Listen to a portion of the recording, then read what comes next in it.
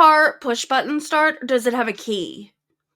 My Jeep is push button. The 68 Impala is not. They had Okay, push buttons well, back then.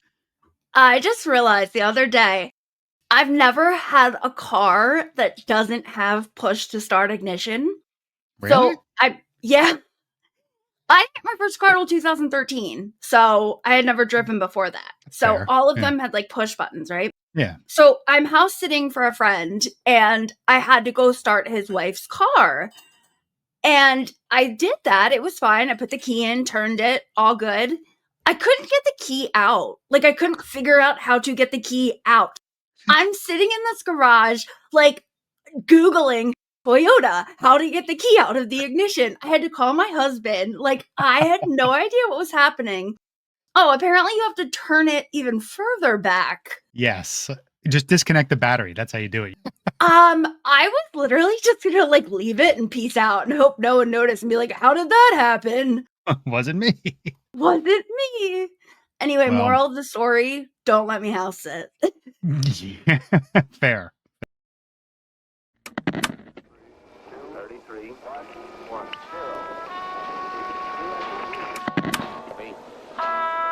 Main event of the evening. Wednesday and half past the hour.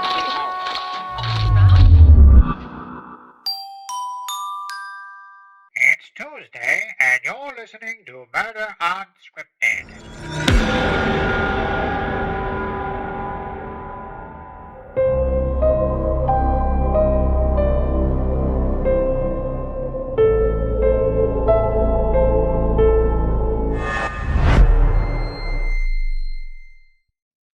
What is up, crime crew? Welcome back to another episode of Murder Unscripted, the true crime podcast that immerses you in the genre like never before. I'm your host, Ed Hydock, along with my bestie, Melissa Spivey. Heyo. All right, Melissa, we are halfway through April, which means halfway through our theme of the month. Well, first of all, I can't believe we're halfway through April. And yes, halfway through our theme of spring cleaning. You deep cleaned our Murder Unscripted pod Gmail, and you pulled out some of the case suggestions from you guys, our listeners. And my goodness, you guys have hit this out of the park. You have come up with some incredible cases, and my goodness, our case today is no exception because it is a doozy. No, man, I'm excited. I don't know if anything can top your two-parter from the last couple weeks. But before we jump in, I want to take a moment and thank our listeners so much for tuning in every week. And please, if you like what you're hearing, like, subscribe, rate, do the things. We really appreciate it. All the things. I mean, we appreciate you guys so much. And it helps us continue to grow, continue to get the word out about these stories. And yeah, so you can find us at, I never do these. It's what? Murder Unscripted pod. On socials, Murder Unscripted pod on what is it? Gmail. On Gmail, murderunscriptedpod@gmail.com. And that's www.murderunscriptedpod@gmail.com. No, it's a website. It's a website. Melissa, where can people find us?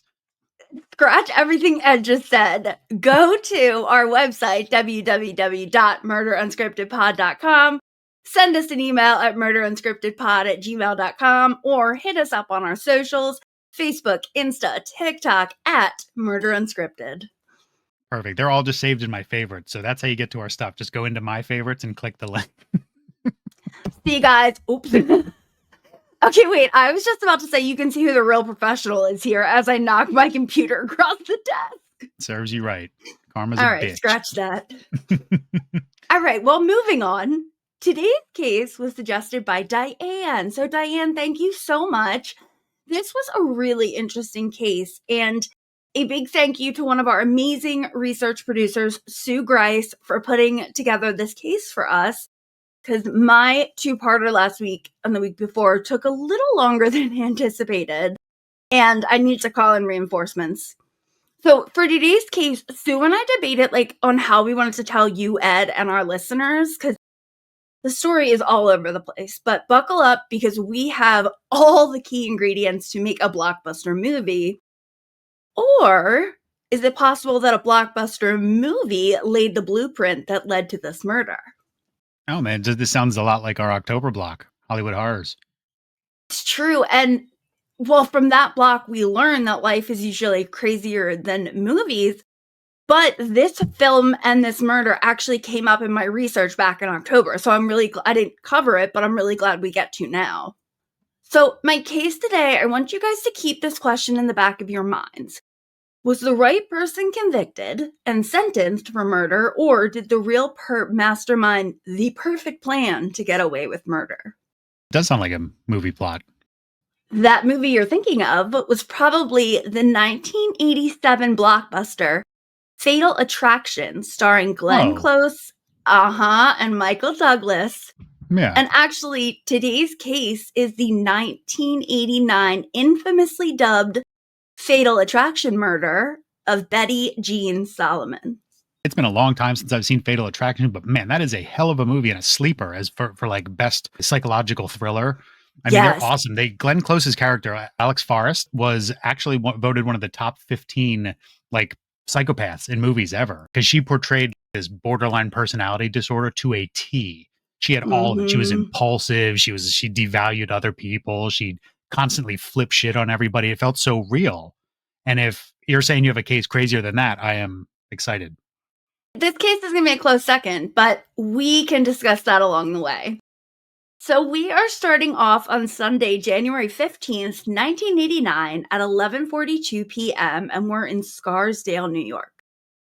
911 receives a call from a man who sounds pretty shaken up, saying that he thinks his wife is dead and that she's bleeding out on the floor.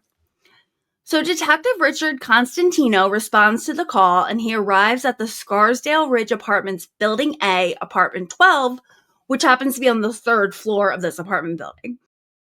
So upon entering the apartment, he was taking in like as much sensory information as he could, including the fact that he didn't see any signs of forced entry.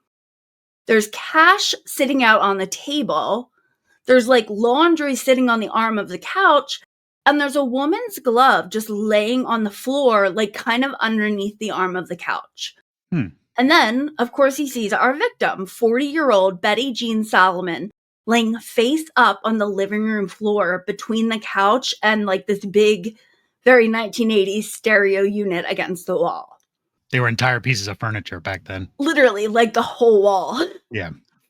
Well, Betty Jeanne was pronounced dead at 2:15 a.m. and Detective Constantino got straight to work. Can I just stop for a second before you keep going? Because this is a good tie-in. There is a caliber of human beings out there, these first responders. They're firefighters, they're police officers, they're detectives. They never know what they're walking into when they're responding to a call.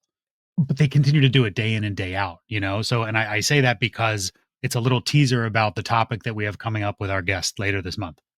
It's true, it is. I can't wait for that.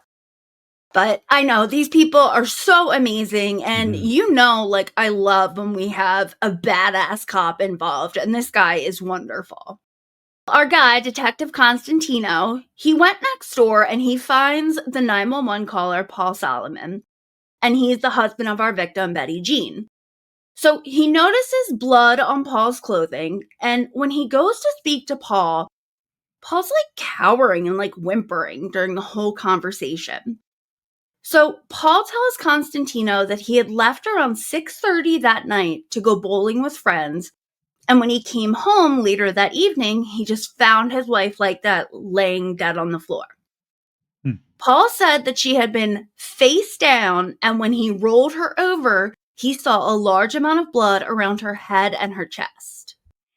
See, this kind of immediately tells me that it wasn't a burglary, and I feel like unless the killer snuck in and surprised her, that it was someone she knew. I guess we'll see. So, the rest of the responding officers spent the early hours of the morning, like knocking on doors, throughout the building. Only we told that like no one saw or heard anything. And they're searching around this apartment complex. They're looking through bushes and foliage, and they're like searching dumpsters for any additional evidence or a murder weapon. And as the initial part of the investigation wrapped up, as the husband and the last person to see Betty Jeanne alive, and being the one to find her body, Paul Solomon is obviously at the top of their suspect list. That's standard protocol in every case, especially in one where its victim has a significant other. They're the person you always start with because you want to rule out those romantic motives, things that go, insurance motives, things that go on like that. And statistically speaking, he should be the first person because most murders in the USA are committed by someone who knows the victim. Yeah, and I mean, there are literally t-shirts that you can buy that say the husband did it. But back to the case. So who was Betty Jeanne Solomon? Unfortunately, like a lot of cases that end up with sensationalized media coverage, information on the victim gets lost or overlooked. And Betty Jeanne, her situation is really no different. So she was born Betty Jeanne Torrey. She grew up in New York as the oldest of 4 siblings. And she has been described as outgoing, really kind. She was a hard worker. And above all, she was a very dedicated mother. And oh my God, I love this. One of her former coworkers said that Betty Jeanne was like a freshly corked bottle of champagne. She was just bubbly all the time. What beverage would you be if it describe you? What beverage would I be? I want to say bitter, like black coffee, but I think that I would actually be like a lukewarm bottle of flat Crystal Pepsi. Do you remember that? And my theory on that is I seem pretty cool, but once you get to know me, oof, it is a foul tasting disappointment. I low-key love Crystal Pepsi, but it is an acquired taste, so that actually fits you perfectly. Doesn't it? Of course you love that. No one likes Crystal Pepsi except for you, which is clearly why we're friends. Aw, I love you too. Anyway, I know we hate this true crime trope, but it seems like Betty Jeanne really did actually light up a room. And while her time in this world was tragically short, she truly made it a better place. So Betty Jeanne graduated high school in 1966, and the following fall, she attended SUNY New Paltz in New York, where in her first year, she actually met Paul Solomon. The two became an item, and after her second year, she actually dropped out and she married Paul in 1970. The couple welcomed their only child, a daughter named Kristen, in 1973. And the family eventually settled and started their life in Greenburgh, New York, where Paul was working as a school teacher, and Betty Jeanne worked as an account executive for a collection agency. From the outside looking in, the Solomons looked like they were a pretty typical family, but remember, I said this case might just be crazier than the movies, and digging a little deeper into the couple's marriage, it sounds like there were a lot more rocky moments than stable ones. At one point, Betty Jeanne did consider leaving the marriage, but they both loved their daughter, and I feel like that was the biggest reason they both kind of stayed in this marriage. I didn't find any reports about any kind of major fighting or violence between Betty Jeanne and Paul. I think that they maybe just kind of fell out of love with each other, which can happen. Totally get it. Happens all the time. Yeah, so apparently they decided to find an alternative arrangement, with it being reported that Betty Jeanne was involved in a long-term 9-year affair, and Paul carried on many, many affairs over the years. It's one way to do it. But I mean, in all seriousness, I think this type of arrangement was a lot more common for marriages back then. You know, divorce had such a stigma around it. And at the end of the day, if your life works and you don't want to blow it up, I mean, and both people in the relationship agree to this kind of arrangement, then who are we to judge? Go for it. No, I agree. Although I'm not going to lie, I have some mixed feelings about Paul. And as Detective Constantino's number one suspect, he clearly felt the same way about Paul. So he did what detectives do, and he brought Paul to the station, and during the interview, Paul went into more detail about how the previous day had unfolded. So Paul explained that their daughter Kristen had been away on a ski weekend, so it was just him and Betty Jeanne in the house. He said they slept in, they were intimate that morning, they had a late breakfast, and then they just watched some TV. Perfect day. Right. And then around 2 p.m., the phone rang, and it was a woman named Carolyn Warmus. Paul made plans to get together with Carolyn later that evening at Treetops Lounge at the Holiday Inn, because who doesn't love a hotel bar? And that was in Yonkers. So at about 6:30 that night, Paul left Betty Jeanne and he went to a bowling alley where he stayed for a little bit, but then he left to go to the Treetops Lounge, arriving at about 7:30 p.m. And then Carolyn showed up about 20 minutes later, so it's almost about 8 o'clock. The pair enjoyed a few drinks together until about 10:30 p.m. And then they made their way outside to Carolyn's car where they did in fact have sex. So then Paul left about 11:30 to go back to his home, and Carolyn left to go back to her place in New York City. I don't get it. You had this amazing Sunday morning with your wife, and you end up going to have an affair in the parking lot of a hotel the same day. Yeah, you caught that too? That's exactly what I said. Like, Yeah. first of all, I don't necessarily believe the fact that, like, that he says that he and Betty Jeanne were intimate. Like, I feel like that ship had sailed if they're truly Yeah. seeing other people, whatever. And then I don't know if Paul was being cheap or if he just didn't want to leave a paper trail with, like, the credit card or hotel charge on the credit card statement. But yes, they really went and had sex in her car in a hotel parking lot. What'd you say that other woman's name was? So her name is Carolyn Warmus. And if this was the movie Fatal Attraction, she would be Glenn Close's character, aka the other woman. So here we are in the real life plot twist of the crazy movie real life thing mashup. Exactly. Look at you following along. Gold See? star. I get it. But yes, for the detective and for us, Carolyn is definitely a plot twist. So who is she? Well, in 1989, Carolyn Warmus was a vivacious young blonde 25-year-old. She was also a teacher and she worked with Paul. Carolyn got this teaching job about 2 years prior when she was freshly out of college, young 23-year-old. And the school, when she got the job, they had assigned her to kind of like a mentor. And that mentor happened to be 40-year-old Paul Solomon. So, before we go into more detail, I want to give you a little bit about Carolyn's background. So, like I said, she was vivacious, she's outgoing, she's sexy, and she's flirty. And it really sounds like she was just one of those people that everyone noticed for good or bad when she walked into a room. Carolyn had grown up outside of Detroit in Troy, Michigan with her mom and her two siblings. Her parents had divorced, and actually her father, who at the time was like super elite level rich, like worth $150 million, which today in 2025 money, we're talking about $400 to $500 million. Wow, he's loaded. This girl was clearly taken care of, able to go anywhere and do anything she wanted.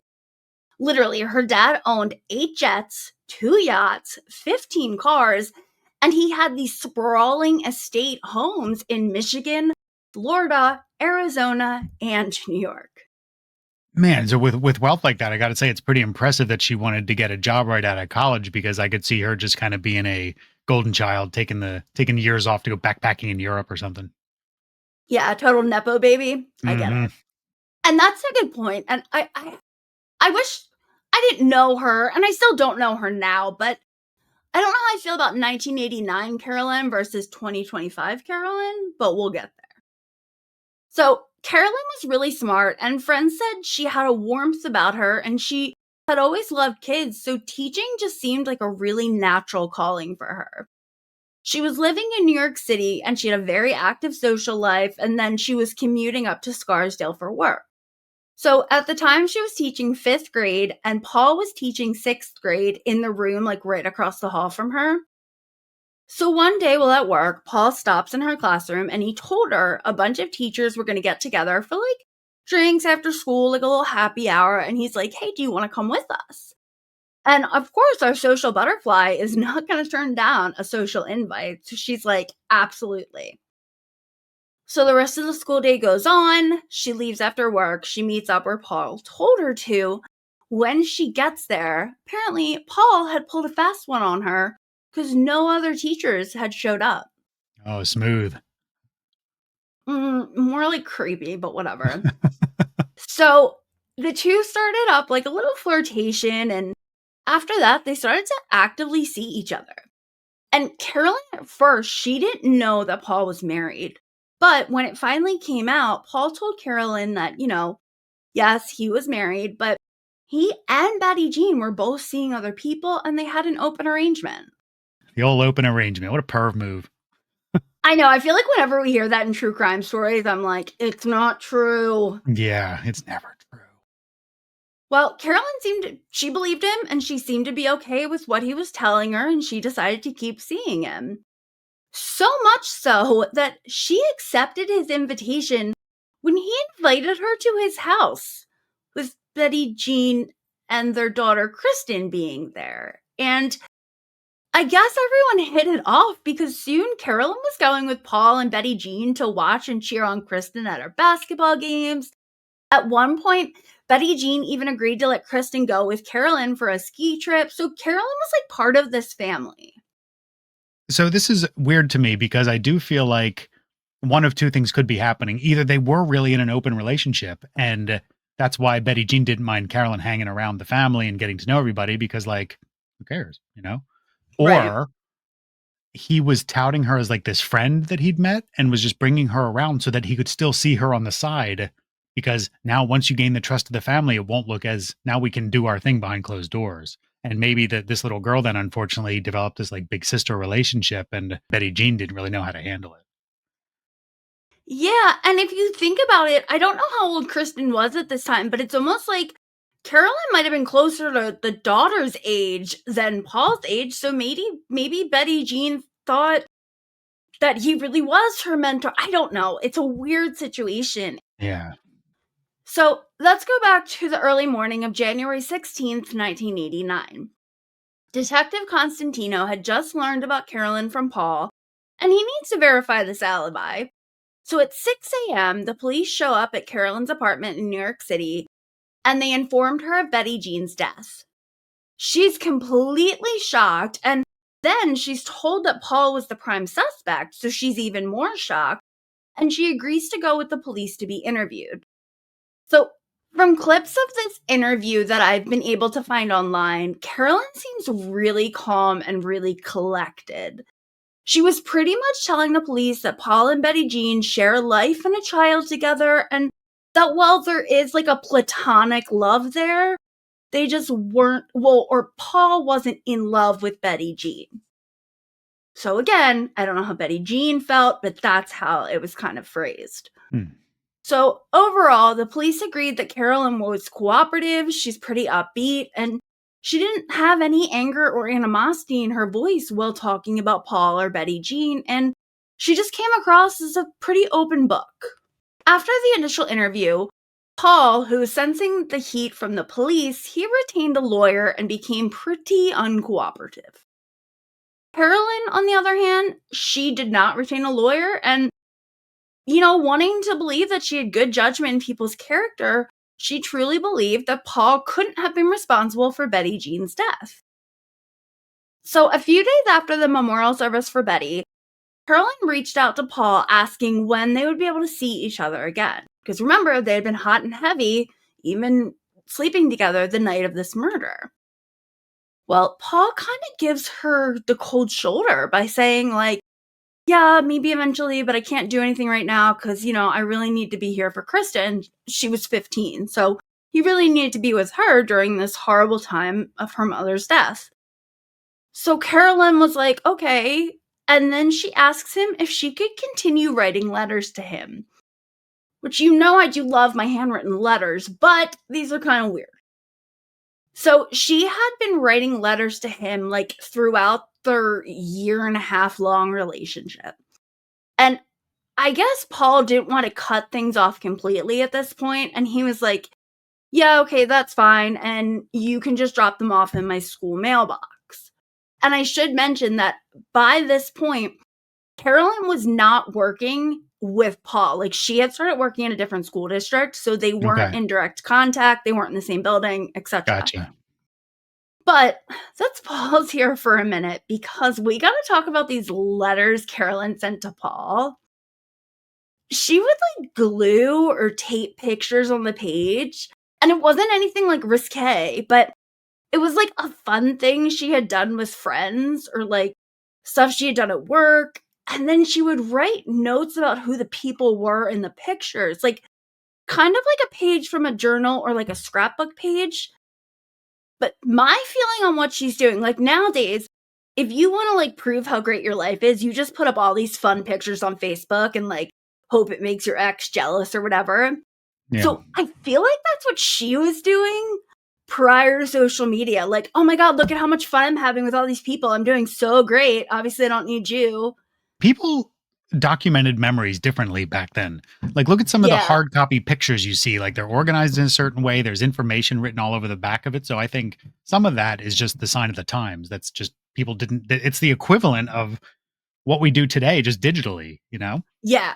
I mean, I get that, but like some of these letters she sent were just crazy and just, they give off these weird vibes. And remember, he's not writing back to her. So she's just sending him these weird like status updates on her life.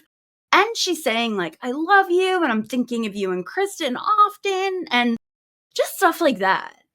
So I think Paul maybe felt some kind of heat at this point and was probably advised by his lawyer to cut things off with Carolyn because that's definitely not a good look, you know? Mm-mm. So like you don't want to be continuing your relationship with this much younger woman you were having an affair with after your wife was just brutally murdered. I mean, that's at the same time, he probably didn't want to cut off all ties with her because he wanted to leave the door open to like go back to her once the dust settled. I think you're right. That's totally fair. And that's the vibe I got. And oh, well, I didn't tell you this part. There's also the fact that he had started dating other women not long after Betty Jeanne's death. Then maybe he doesn't want Carolyn at all. Like he's just kind of trying to ghost her without completely ghosting her kind of thing. Well, yeah, because he probably still likes sleeping with her when it's convenient. Of course. So those red flags with Paul, let's just say the wind is starting to pick up. So at this point, the police are still actively investigating everything. And they're able to interview Paul again, of course, with his lawyer present. And during the interview, Paul reveals a few more subtle details about Carolyn by saying, there's maybe a little bit of jealousy about Betty Jeanne. And he also told police that while he couldn't confirm it, he did think that Betty Jeanne had been having her own affair. Which, going back to the beginning, when he was so like, oh yeah, everyone's seeing other people, this is so open, blah, blah, blah. But now you're saying maybe she was having an affair? Like, his whole open marriage thing is kind of falling apart.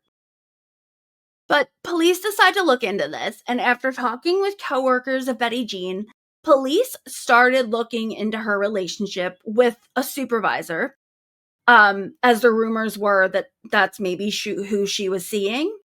So this supervisor, John Bourne, he was interviewed and confirmed that he did have a long-term affair with Betty Jeanne, but they had ended it a while back and that there were no problems between them. It's strange, and I don't know which way I'm leaning because the fact that they're using the word affair makes me think it wasn't an open relationship. They would just be like seeing someone on the like they would use it a little more loosely. And also Betty Jean's dead, so we're never gonna know. We just have this side.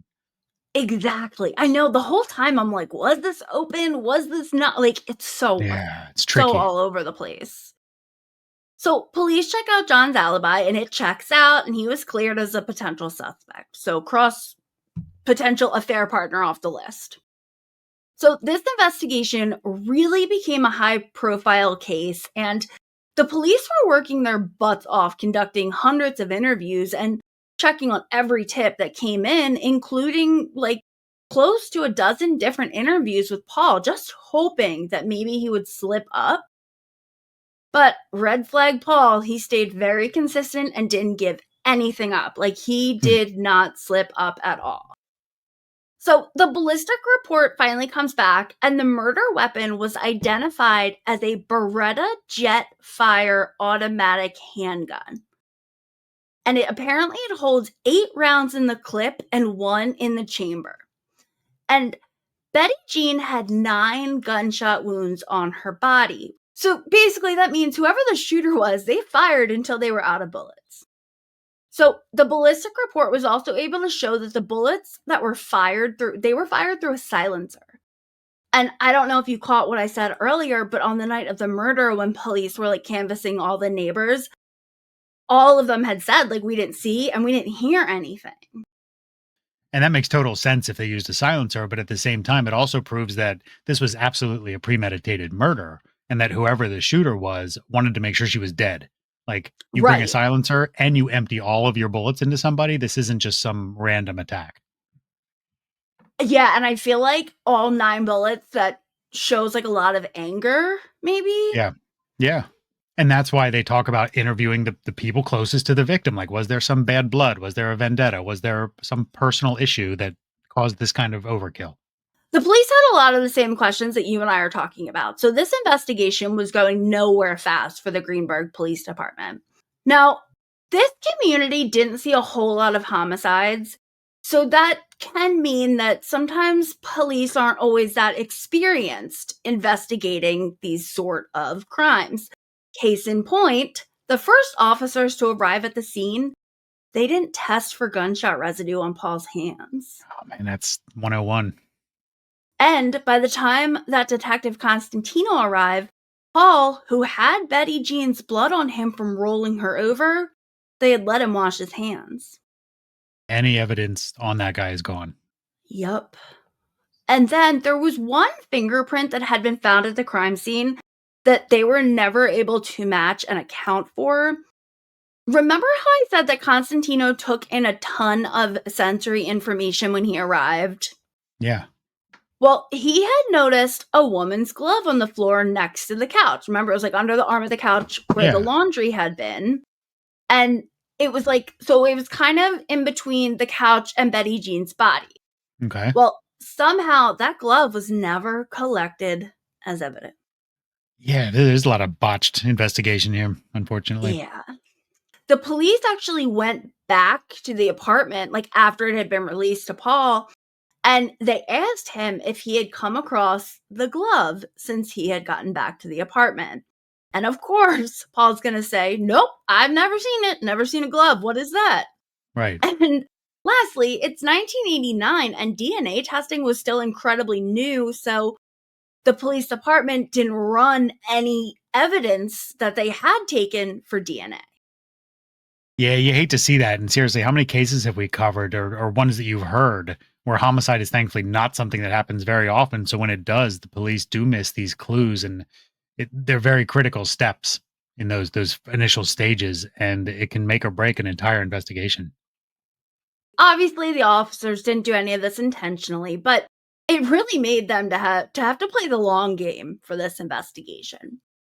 So a solid 6 months go by with no leads. I mean, Paul is still the prime suspect, but the police just don't have the evidence they need to make an arrest. So he's just out about and living his best life, which if he didn't do this, like, I'm glad he's able to be there for Kristen, but still for police, it's frustrating.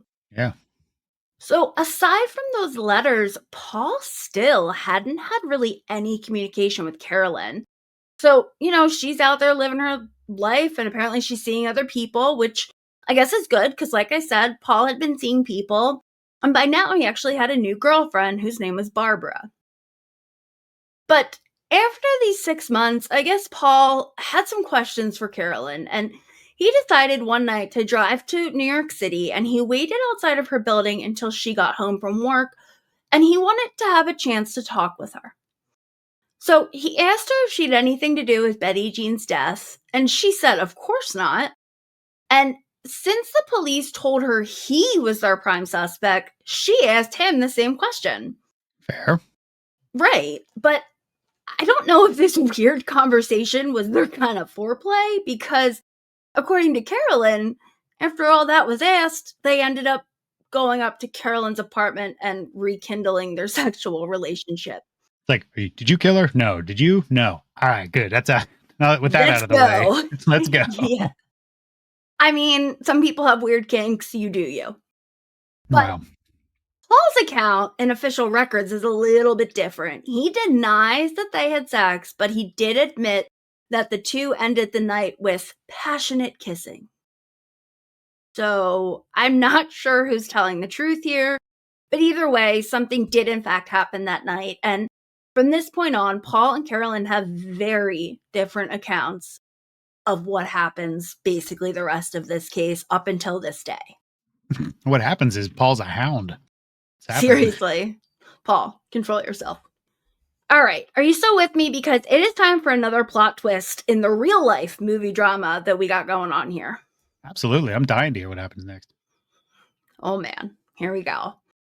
So it's August of 1989, and Carolyn, who is still on summer break from teaching, she decides to take a trip home to Michigan to see her family. And because our girl Carolyn is a fancy AF, she has at her New York City apartment this fancy schmancy high-tech answering machine. And she can actually call into the answering machine and listen to her messages without being there. And surprise, she says she has messages from Paul. And in these messages, he apparently tells her that he was on a trip in Puerto Rico and he wanted to know if Carolyn would like to join him. And Carolyn, this girl is the life of the party, and she still has all this free time before school starts, so up for a spontaneous trip, especially to see her man. Carolyn changes her return flight not to go home to New York, but for a flight to Puerto Rico to meet up with Paul. Isn't he seeing this Barbara woman? Weird. Yep. So, before Carolyn leaves, she calls Paul's hotel and left a message for him, letting him know what time her flight was due to land. And then, once she got to the airport, she finds out that there's an earlier flight, so she decides to hop on that one, heads to Puerto Rico, and away she goes. Like, desperate much? But anyway. Yeah. So Carolyn lands in Puerto Rico. Paul is nowhere to be found, which kind of seems a little weird, but Carolyn is like, well, maybe he didn't get his messages yet because, she had taken an earlier flight, whatever, no big deal. So Carolyn grabs a taxi and decides to go to the hotel, like, on her own. Like, he's not at the airport, so she's like, I'll just surprise him at the hotel. Well, once at his hotel, Paul is still nowhere to be found. And, like, personally, I'd be pissed, but Yeah. Carolyn decides to find a room at a neighboring hotel. I guess there were no more available rooms at this hotel, which, in my head, I'm like, why didn't you just wait for him? Like, wouldn't you be sharing a room? But Yeah, that's the point. Right. Well, apparently not. So Carolyn freshens up after traveling, and she writes a note for Paul. This is where I'm staying at blah, blah, blah hotel. And she includes her room key. So she leaves all of this with the people at the front desk of his hotel.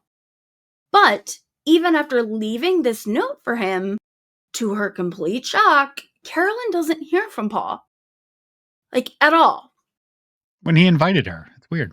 Right. So she's getting frustrated at this point. She just kept calling like his hotel and leaving voicemails, and Carolyn's now completely confused, and she's out of like excuses in her own head. So she starts calling his New York apartment, and she even starts calling his lawyer to see if the lawyer knows what's going on. She's insane. So the next day, she stays overnight there.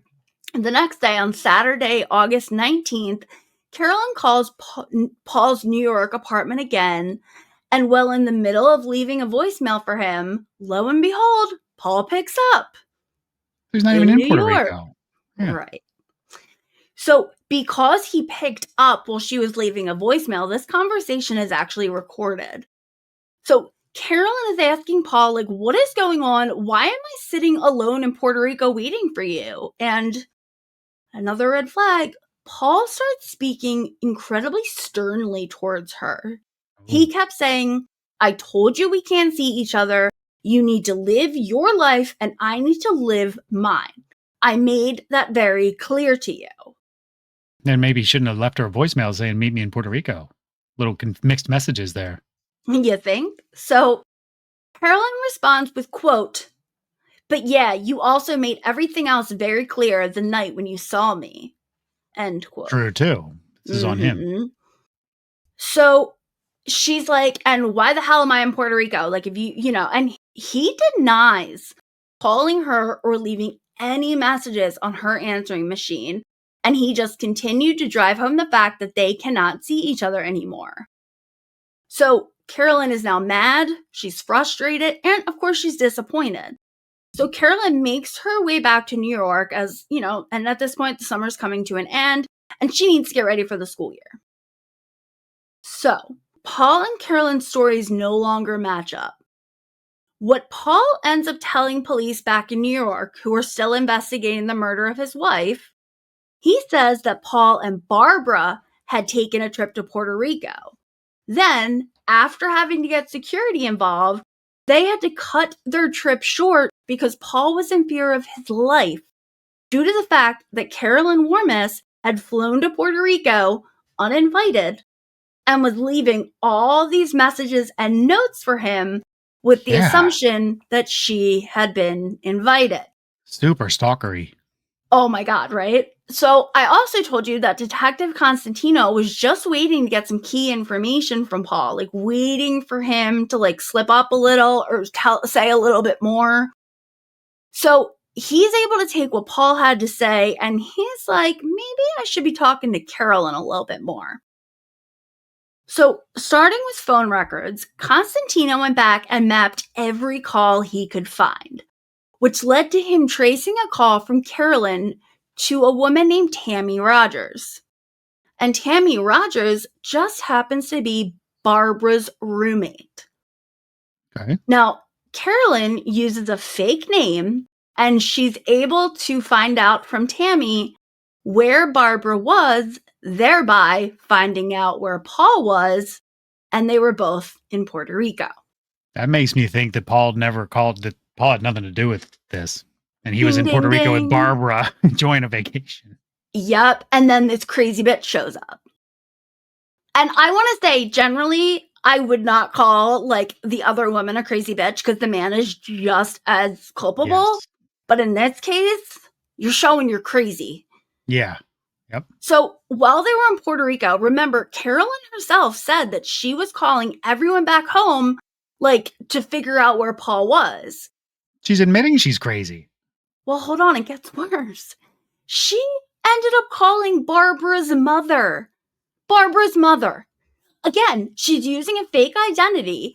This time, she claims she's a detective with the Greenburgh Police Department and asks if Barbara's mother knew that her daughter was on a trip with a man named Paul Solomon, who's the prime suspect in the murder investigation. Cue the crow. This is insane. Wait, what? What does that mean? Cue the crow. That's something we used to use on City Confidential. We would literally write it into the scripts. It was just an internal, not a joke, but it was the moment that a case would take the turn. We call it the turn. Something ominous happened. So that's when you would hear a murder of crows, cawing in the background when something dark and twisty is going to happen. So Cue the Crow is kind of like the dun dun dun. Yeah, exactly. All right. And may I point out the irony with a group of crows being called a murder? It's not an accident, my friend. It's double entendre. Is that what they call it? Double, when it means two I think things? so. Yeah. Or innuendo? It's one of those. Onomatopoeia?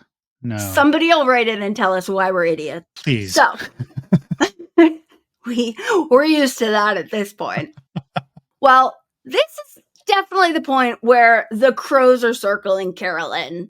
And instead of calling, they're going, dun, dun, dun. That'd be weird. That'd be awesome.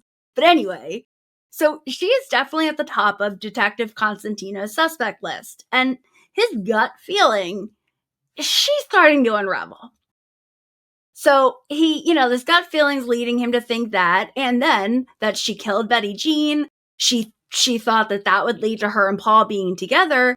But now it's been 7 months and they aren't together. So at this point, she's doing whatever she can to get herself back into his life. But the police and Constantino, they don't have any solid evidence to tie Carolyn to this murder. And as much as I wish we could, we can't make an arrest on a gut feeling. It's a fact. Because my story of the past 2 weeks would have been 10 minutes long if we could have done that. And you know how many perpetrators, actual murderers, would be free because police charged them too quickly without having their ducks in a row and a jury didn't. You got to get a jury to believe it. Mm-hmm. So, back to the phone records, Constantino goes, like, painstakingly, he's digging through every freaking call record. And a big find is all these calls from Carolyn to a private investigating firm. So off to Manhattan, Constantino goes to talk in person to this PI and to try to figure out what they have to, like, what is this PI doing in this whole mix of characters? Like, why is this happening? So he meets with PI Vincent Parco. And Parco tells Constantino that Carolyn had hired him to do surveillance in New Jersey on a married man named Matthew, whom Carolyn had been having an affair with. Clearly, she has a type. Yeah. So Carolyn wanted Vincent to take photos of Matthew in various stages of undressing so that she could superimpose herself in the photos and then give them to Matthew's wife in hopes of breaking up their marriage. Oh my God, she's nuts. Thank God she didn't have Photoshop, or else more people would have been in trouble. Yeah, no doubt. So police are like, wow. So they talk to Carolyn, and she admits to hiring Parco, but she says it was because she wanted to find out if Matthew was married. Because, you know, her relationship with Matthew was going on at the same time as her relationship with Paul, and she was just not interested in getting caught up with another married man. So that's why she hired the PI, not because she wanted to be a super creep peeping Tom. Yeah, okay. Yeah. Got it. So our guy Constantino, he keeps listening to this gut feeling about everything he's finding out. And his gut is screaming at this point. So he knew that there was more that P.I. Parco wasn't telling him, so he keeps pushing this guy. Finally, on November 15th, 1989, Constantino shows up with a search warrant to Parco's office. And now Parco's back is up against a wall, so he gives up the information that he had been trying to keep from police. Turns out, this PI, Parco, is no Ken Brennan. He had sold Carolyn Warmus a gun with a silencer. Wow. Ken would never do that. He would do no such thing. Oh, Ken. That's messed up though. It really is. Like, this PI bought her a gun with a silencer. Like, and Yeah, he kept that okay. quiet this whole time. Not cool. Not okay. So he told police that Carolyn asked him to get her a gun for her own protection, and he knew it was wrong. And frankly, at this point, he's just trying to cover his own ass by keeping that information to himself, as he is, in fact, surprise, surprise, not registered or licensed to be selling guns to people. Clearly. It gets better because it's unregistered, but Parco gave a detailed 7-page statement to the police stating that he did sell an unregistered 25 caliber Beretta Jetfire with a silencer, along with a clip and some ammo, for a total of $2,500. Turns out the silencer was homemade. So he allowed them to search his garage area, and he showed them a 2x4 that he had test fired the gun into. And bingo, Constantino had a ballistics match to the gun used in the murder of Betty Jeanne Solomon. That's bad news for Carolyn. I know. And him. Makes him look guilty. I don't know if he lost his PI license, but he definitely should have. So you just threw all that away for $2,500. Yeah. Or she was banging him too, and it was all the things people do for women. I don't or get love, it. I should say. Things you do for love, because it happens both ways. I think it's more just to get some, but anyway. So, love schmov. So, that same day, a search warrant was signed and executed at Carolyn's 4th floor apartment in New York City. There was no evidence found in her apartment that could physically tie Carolyn to the murder, but there was a lot of documentation evidence that police were able to collect, including financial records and a suicide note that included instructions to her family about who to invite to a service for her, and also included the request of being buried with her favorite stuffed animals and photos of Paul and Kristen Solomon.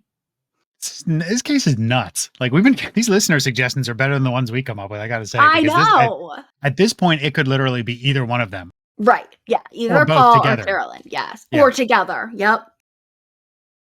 So now it was up to the police to decide exactly that. Who had the means, the motive, and the opportunity to pull off this murder. And their first place prime suspect award goes to Carolyn Warmus. Nobody in this episode gets the MU MVP except for maybe Constantino. All these people are shitty. So both Carolyn and Paul, they obviously had a motive and opportunity, but Carolyn, who had the means by being directly tied to the Beretta handgun. So Constantino lays it all out, and he believes that on January 15th, when Carolyn called to make plans with Paul, knowing that Kristen was away, and she also knew what time Paul would be leaving to stop at the bowling alley before meeting with her. Like, she knew he had that errand to run. So she knew how long Betty Jeanne was going to be at the apartment by herself. So she had the opportunity to stop by the apartment, be let in by Betty Jeanne, of course, because she knows her. So then police think that she pulled out the Beretta with the silencer, emptied the clip, and then just left to go meet up with Paul for drinks and a sex session in her car. What it sounds like. Yep. So on February 2nd, 1990, Carolyn was officially indicted for murder. And once the media got wind of this story, Carolyn Warmus was infamously dubbed the Fatal Attraction Killer. I think all roads lead to Carolyn, but at the same time, I don't know how I feel about Paul. I don't know if he was in cahoots. I definitely don't trust anybody in this case. I mean, they're all a little sleazy. They all have secret lives. Right. Well, you can see why I've been saying this case really is crazier than the movies. Facts. All right. We've covered a lot already, but we gotta talk about this trial, which also had some wild moments. And then we'll catch up with everything that's going on today. Let's do it. So this case clearly was a media goldmine. It has sex. It has murder. There's a love triangle. There's a poor little rich girl, and who is now a young and beautiful defendant. Tabloid fuel. Oh my God, 100%. I can just imagine like the tabloids at the grocery store checkout. Yeah, exactly. They got her in like a fat suit and see like murder suspect gained 600 pounds. And then marries Elvis. Yeah, I feel like there's always like, or a Loch Ness Monster, something like that. Well, you name it, and the media ran with it on like international levels. So before the trial even started, this case is just splashed everywhere. Like we said, tabloids, magazines, newspapers, and everyone's telling like their kind of version of a very sensationalized fatal attraction storyline with claims that Carolyn was obsessed with all these different married men. And she was. That's true. Well, there's that. Because of all this, Paul was pretty much off the hook in all of these stories. And I'm not saying she doesn't deserve hate, because she does, but it's just like, I feel like at this point, the media just completely was like, oh, Paul's cool, no worries. Like, no, he wasn't. He was a shitbag too. I know. That stuff comes out in trial. Carolyn, with her father's wealth, obviously had access to a top-notch defense lawyer who really tried to get anything about that whole Puerto Rico trip suppressed. Which, that wasn't such a good look on Carolyn's part. But thankfully, the police and the DA's office were pretty relentless in their investigation. And they kind of planned in case that got suppressed.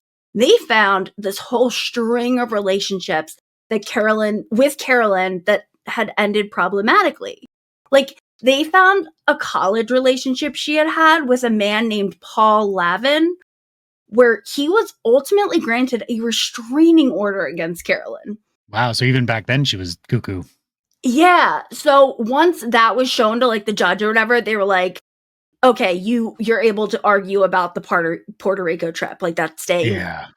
So the DA, but this is a weird part. The judge allowed the Puerto Rico trip to be included, but would not allow the DA to bring up her past relationships, as that could be prejudicial against Carolyn. There's so many weird rules. Yeah. Yeah, there's so many weird rules. So that was a big win for Carolyn to get like that part of her life kind of pushed out of the trial, but this girl is just not doing herself any favors during these pre-trial conferences. Like, I don't know what she was thinking with this one, but she showed up for court in this super dramatic outfit. And like, I freaking love it. Not for court, but I just love it in general. She had on this giant brimmed pink hat, a bright pink blazer, and like a matching pretty much mini skirt. She's wearing these sheer black nylon pantyhose, black heels, and of course she's got a fine, snazzy black handbag with her, because that always makes the outfit. So she's wearing all of this, all while stepping out of a limo in front of the courthouse. Given what you've said about Carolyn up to this point, that she was the kind of person that like everyone notices when she steps into a room, but it also like this makes sense, but it also gives me Jackie Onassis vibes. Like that the pink, like she's just bigger than life. Like, look at me. Well, this outfit and this whole limo and all that stuff, it did nothing to change the public opinion of her. And over the course of the trial, Carolyn continued to have these dramatic antics when it came to what she was wearing. Like, she was often seen coming and going from court in this long trench coat and usually wearing a big oversized scarf to cover her whole head and her face. So it was kind of like a look at me, but then don't look at me, but still keep looking at me kind of thing. Yeah.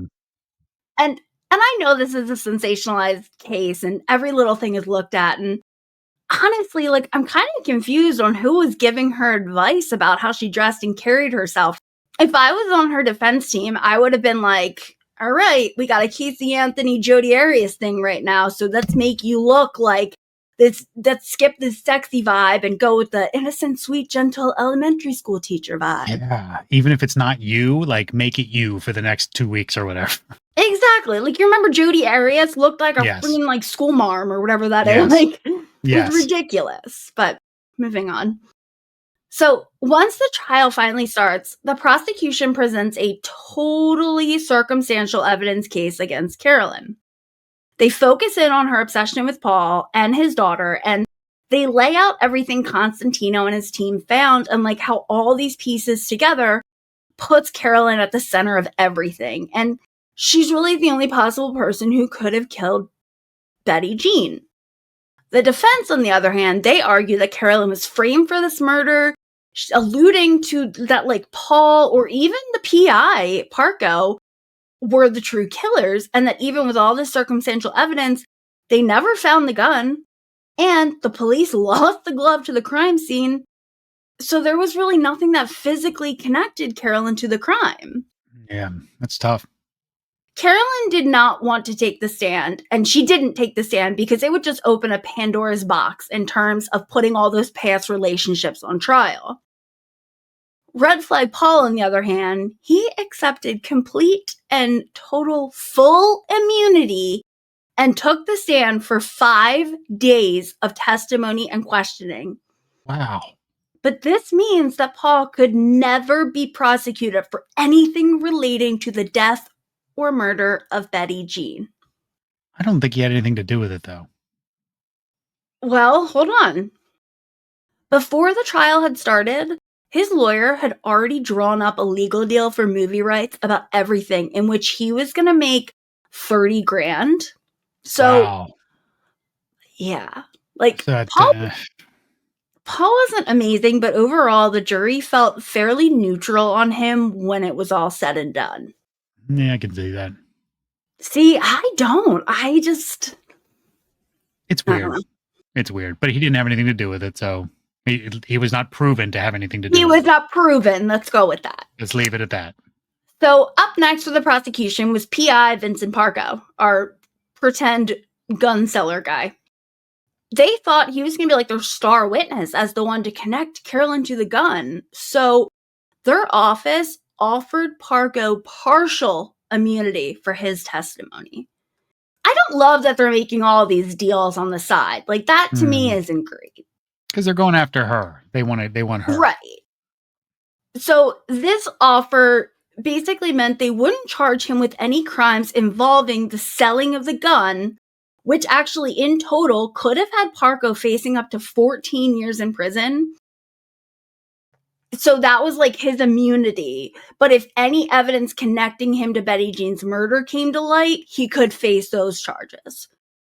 During cross-examination, the defense did a really good job at making Parco look really slimy and like trying to discredit him by portraying Parco as this shady guy that would do anything for money and kind of pointing at him as the alternative suspect. See, but I agree with that. And that's why I'm coming down hard on him, because giving someone a gun for protection is one thing.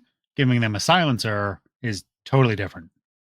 Right. And I mean, the fact that he gave this woman a gun, the same gun with a silencer, like to me as a jury member, I'd be like, okay, she clearly did. Like, yes. Well, either you or one of you did it. One of you, correct, right. Well, out of all these crazy characters, the prosecution had a surprise witness take the stand tying Carolyn to the gun. That was the school nurse at that other school that Carolyn was working for. Like, not the one where she and Paul worked, but the other one.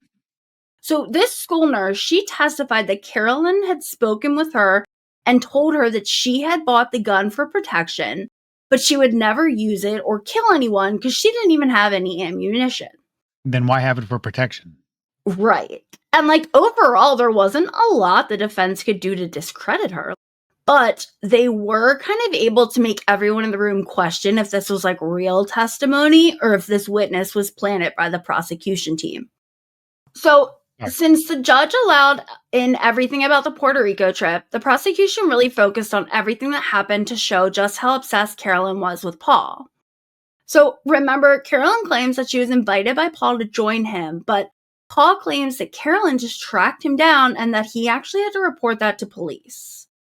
So the records of all of Carolyn's calls and the notes that she had left for Paul were all presented to support the prosecution's argument. Remember Tammy Rogers? That was like Paul's girlfriend Barbara's roommate. Mm-hmm. She testified that Carolyn called her using a fake name to find out like where Barbara was. Yeah. And so she took the stand to testify in support of Paul and like what the prosecutor was saying. So then the prosecution came out with another giant hit against Carolyn when on March 18th, they presented phone records from Carolyn's home to Ray's Sports Shop, which, by the way, they sell ammunition.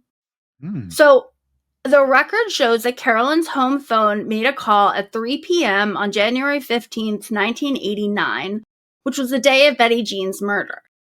The police had gone to Ray's Sports Shop and got the records for the .25 caliber ammunition purchase, which required ID to buy, of course.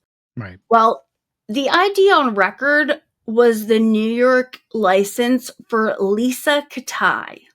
Wow. So it wasn't even like hers.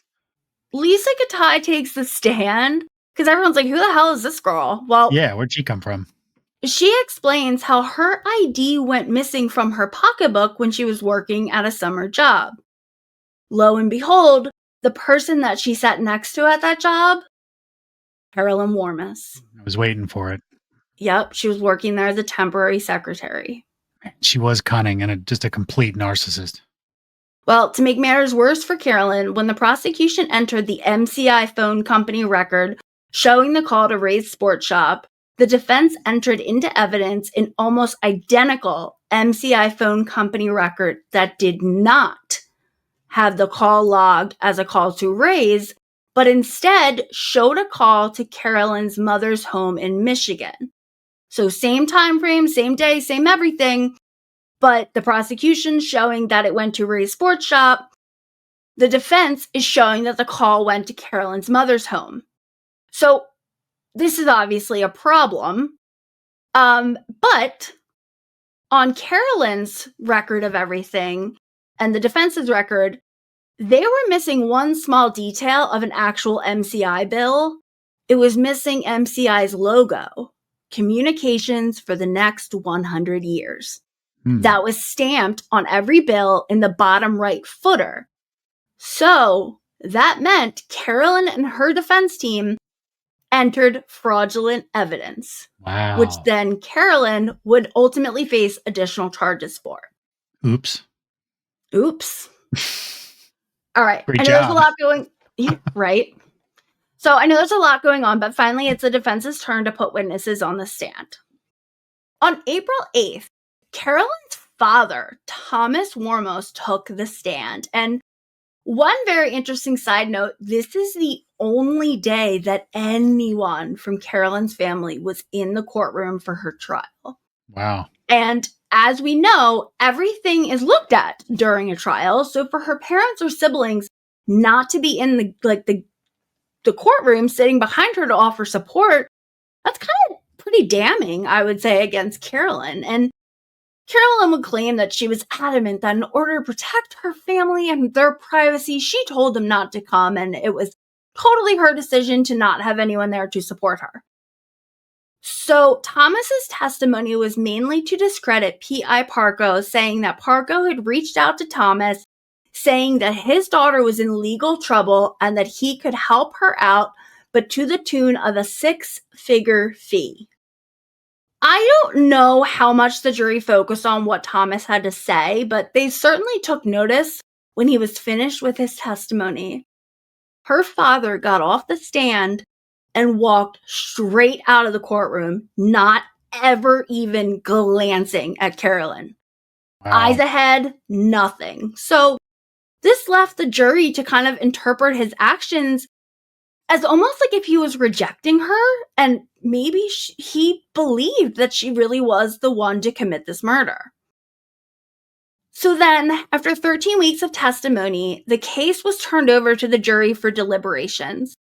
And 12 days later, they came back as a hung jury. 8 for conviction, 4 for acquittal, which ultimately led Judge Carey to declare a mistrial. It makes sense because I feel like there were so many variables like that didn't just point to Carolyn as the person who could have done this. So I get that it would be hard to prove it without a reasonable doubt. The DA decided to retry the case against Carolyn, and the second trial began on January 2nd, 1992. So there were a few key differences in this trial. First of all, Carolyn had a new defense attorney who was kind of the polar opposite personally and defense style from her first lawyer. This time around, the defense took the position that Paul Solomon was the real killer in this case, as he had had enough time to commit the crime, clean himself up, get rid of evidence, and proceed with his evening, which established an alibi at the bowling alley and then with Carolyn. See, I think he was a sleaze. I don't think he was a killer. I just think he was a sleaze. I think that he was manipulative. I don't think that he got his hands dirty. We'll say that. Okay, fair. So on the prosecution side, they offered a huge surprise discovery into evidence. None other than the black woman's glove that Detective Constantino saw on the night of the murder. But remember, the police never managed to collect it.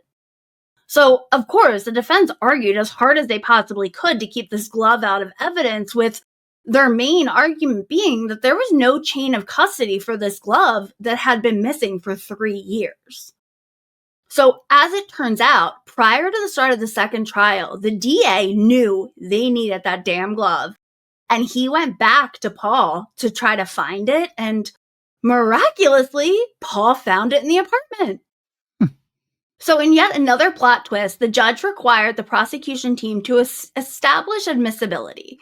So after sending the glove for testing, they were able to establish that there was blood on the glove and the fibers that were similar to fibers found on Betty Jeanne's hands. So the judge ultimately allowed the glove to be entered into evidence. Okay. This trial continues following the similar witness list as the first trial. And then on April 6th, the prosecution presents Carolyn's Amex credit card record showing the purchase of the same make and style, I should say, of women's black gloves from Filene's basement in the fall of 1988. The throwback. Filene's basement. Wow. Filene's, which I thought that was a discount store. Why was Carolyn, like Queen of Park Ave, shopping at a discount store? But True. Anyway, that's what I was most upset about.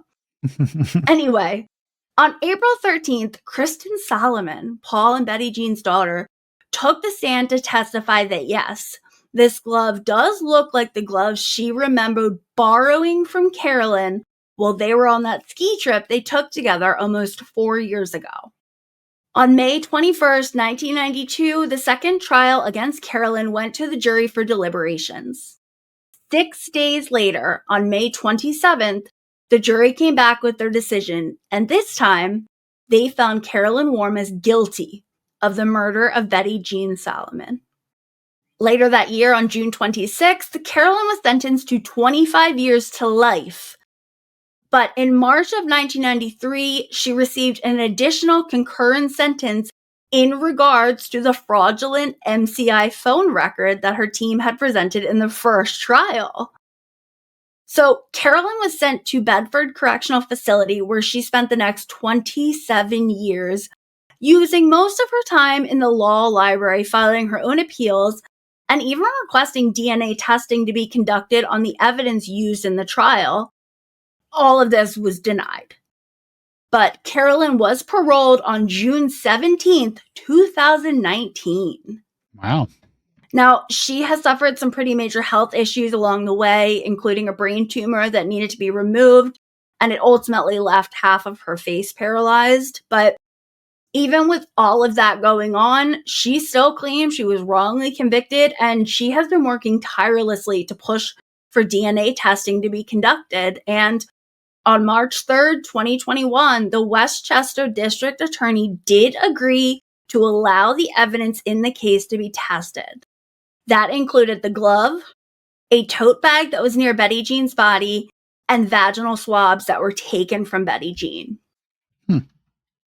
As of recording this episode, which we're the beginning of April 2025, there is not any public information available with the results of the testing, at least not yet.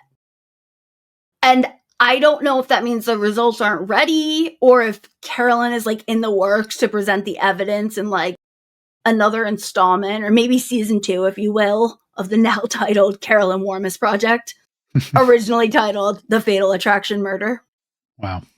But as for Paul, in 2011, he left his teaching profession and has been living an incredibly private life. He chooses not to talk to any media or press, and it looks like Kristen, his and Betty Jeanne's daughter, has followed his lead. So, Ed, what do you think? I mean, based on what the jury was presented in that second trial, I think I probably would have convicted her as well. But when you open it up and kind of look at everything, I don't know if maybe there's just not enough reasonable doubt to think Carolyn took the fall for Paul and he has like kind of eternal immunity. You know, I think that played a big role in it. So even if the tides turn and something comes up, it's not like police are going to be able to go after him for anything. No, I know. And like while digging this case, like I've gone back and forth so many times on how I feel about everyone involved. Although I will say, if Carolyn did commit this murder, you would think she would have just gotten paroled and just gone to quietly live her life. Yeah. Except, as we said earlier, this woman is a complete narcissist. Exactly. So it's all about public image too. Like this is about how else can I do damage control even now? Yeah, and it's like at this point, everyone's like, nobody cares about you. Like you could be living quietly. But I just don't know. And honestly, at this point, even if she did do it, she may have told herself in her head so many times now that she didn't do it, that she really thinks she did. Like, it's that, what is that? The truth becomes the truth if you tell yourself enough, but you start to believe it. Exactly. So, I don't know. I hope we do find out the results of that DNA testing, though, because that's something you can't argue with. And if she was, in fact, wrongfully convicted, then we really do have 2 victims in this case and a killer who has spent 35 years getting away with murder. And I'm not so sure that PI is clean as a whistle. Yeah. We would love to know what you guys think about this. Thanks for hanging out. I know this was a long one, so please let us know. And we promise to keep a lookout for any possible updates on Carolyn Warmus and those DNA tests. Oh, for sure. I mean, a little Google alert. If anything with her name comes up, it'll ding us. But totally. Yeah, definitely share your thoughts with us on our socials, Facebook, Insta, and TikTok. We are at Murder Unscripted. Email us murderunscriptedpod@gmail.com or share your thoughts about all of this like through our website, www.murderunscriptedpod.com. Absolutely. So we have something very cool coming up next week. One more story before we get to our featured guest, which Melissa mentioned a couple weeks ago, is one of you. It's our a listener, Shannon Byers, who is going to talk to us. I'm not even going to reveal what she's going to talk about. We'll do that next week. But very cool subject matter coming up. Yeah, and you definitely don't want to miss it. So until our next episode, stay safe, be kind, and remember, perverts don't wear signs that say they're perverts. But they do apparently look like Jackie Onassis arriving for their own murder trial. Or maybe they get full immunity. Bye!